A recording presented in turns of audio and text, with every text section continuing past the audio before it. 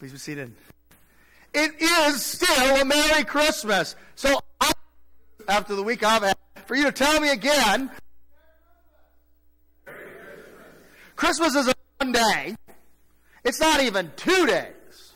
It's 12 days. You know, on the first day, love gave to me. Off key. Sorry about that. We think of the celebration of Christmas as before Christmas. It's actually after the feast. The 12 days of Christmas extend all the way to Epiphany, January 6th. Today, being the 6th day of Christmas, so that means you should be getting your geese a-laying on if you're going with the song. At my house, a few years ago, I tried to institute presents every day of the Christmas season. I thought this was brilliant.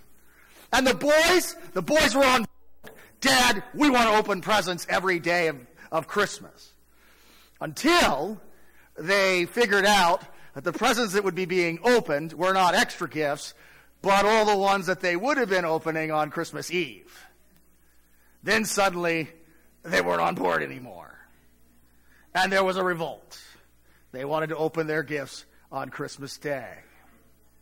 Personally, if I were given the chance, I'd leave gifts under the tree and open them throughout the season. I just like to wait and enjoy the moment just a little bit longer. So why don't you try to give something small to remind them that Pius Simeon waited more yet to open his present, his Christmas present. Simeon had been waiting his whole life, like the patriarchs had waited, like the children of Israel had been waiting, kings and the prophets had waited. And they were not waiting for a small stuffer or even a big gift like a new coat or an iPad. They were all waiting for the Lord promise to redeem Israel from their sins. They were waiting for the gift, the big one, the Christ. For Christ in the manger Christmas to save his people, to save us from sin, from death, and from the power of the devil, not with gold or silver, but with his holy precious blood and his innocent suffering and death.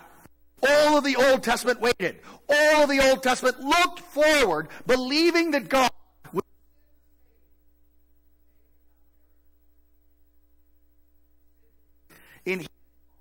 symbolized the Christmas hope and expectation. The Lord told him that he would not die until he saw the Christ. Up just a little longer to see the gift. Like a kid waiting for Santa, Simeon was good and tired.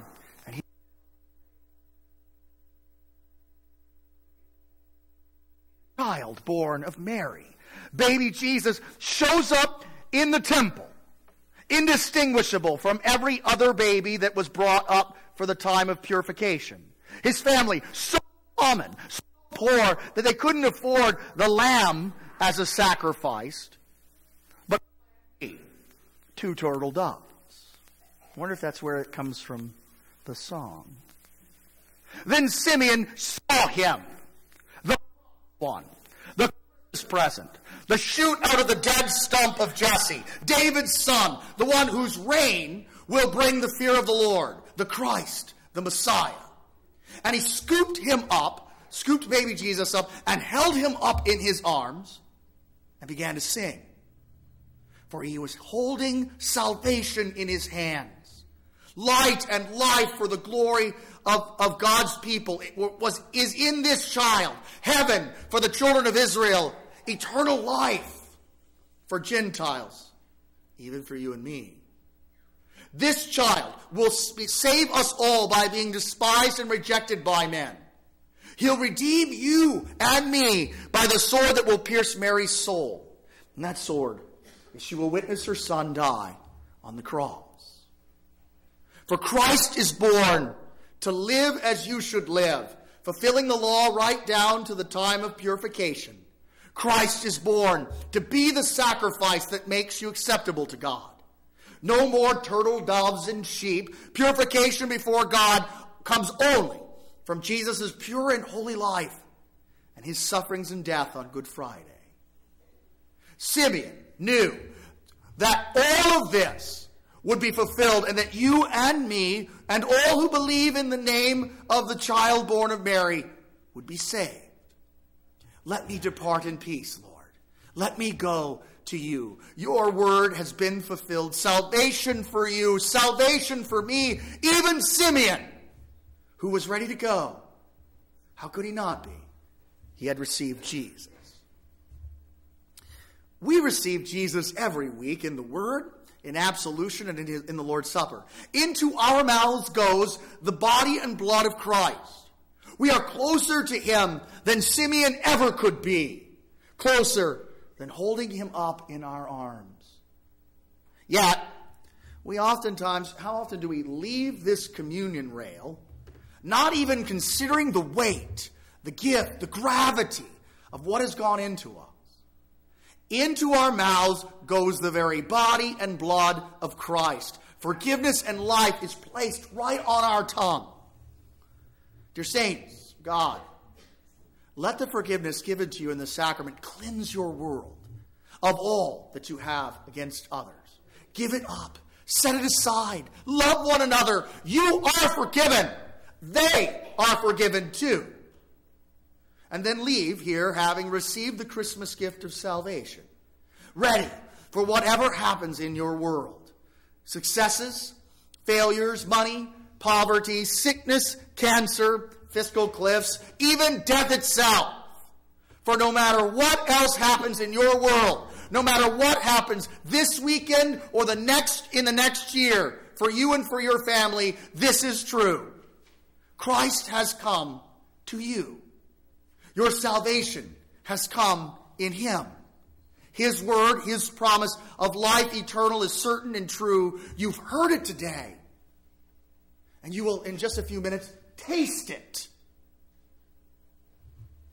It's still Christmas. There are still gifts to unpack and open. And if we pay attention to Simeon's song, every Sunday is Christmas. For every Sunday, Christ comes to us to gift us again with salvation. But since it's still the Christmas season, leave wishing folks that you meet a Merry Christmas, all the way up till Epiphany. Put the baby Jesus right before people's eyes in the new year as you give them a Christmas greeting. This is one of my favorite things about Christmas. It's one of the last gifts the Lord gives me to open. He does it every year. There's nothing more funny to watch than the look on someone's face on January 5th, long after their tree's put up and their presents are gone and they've moved on to whatever next Hallmark holiday there is, Valentine's Day. They're on to Valentine's Day, and you look at them in line at the grocery store and you say, Merry Christmas! Well, it's still Christmas. It's still the Christmas season, at least at my church. Gift them with a little Jesus, a little Merry Christmas all the way up to January 6th, because it's still Christmas. Christmas is still going on for a few more days. But enough talking. Let's get to the present that's on the altar. From Jesus to you, his body and blood given for you on the cross, raised from the dead on the third day and delivered into your mouths so that you would leave here ready for whatever comes your way. Merry Christmas. Merry Christmas. I could use it one more time. Merry Christmas. Merry Christmas.